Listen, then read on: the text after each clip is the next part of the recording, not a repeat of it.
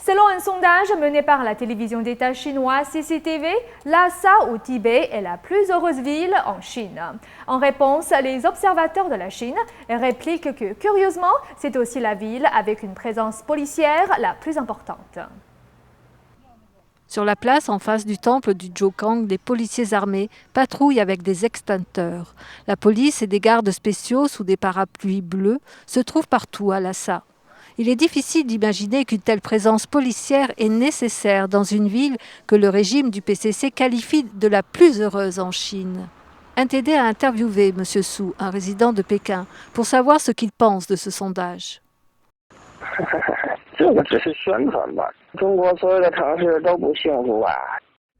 Aux yeux des Tibétains, Lhasa est la terre sainte, dit Dawa Tsering, président de la fondation religieuse du Tibet du Dalai Lama.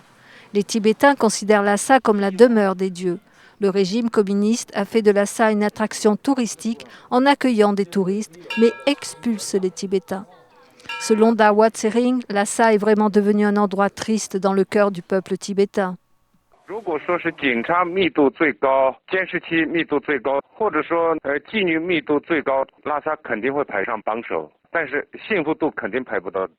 Ce sondage des villes heureuses a été réalisé par la chaîne financière de la CCTV et a été rendu public lors du forum 2012 des maires des villes heureuses qui s'est tenu à Lhasa dimanche dernier.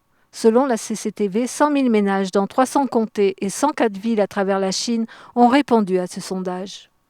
Li Hanian, un analyste des affaires chinoises, a déclaré sur son blog que l'enquête de la CCTV le rend abasourdi. Il a écrit sur son blog: bien que Lhasa soit une ville ancienne avec une histoire de 1300 ans, elle est aussi considérée comme le centre de la vie politique, économique, culturelle et religieuse du Tibet. Mais quel que soit le niveau du revenu des habitants, l'état de santé, la sécurité sociale ou la santé environnementale, Lhasa est incomparable avec d'autres provinces ou de capitales provinciales, sans parler des villes internationales comme Shanghai et Pékin.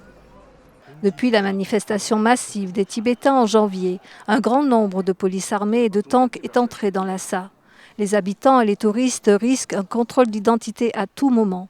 Plus d'une quarantaine de Tibétains, en majorité des moines bouddhistes, se sont immolés par le feu ou ont tenté de le faire depuis mars 2011. Nouvelle NTD.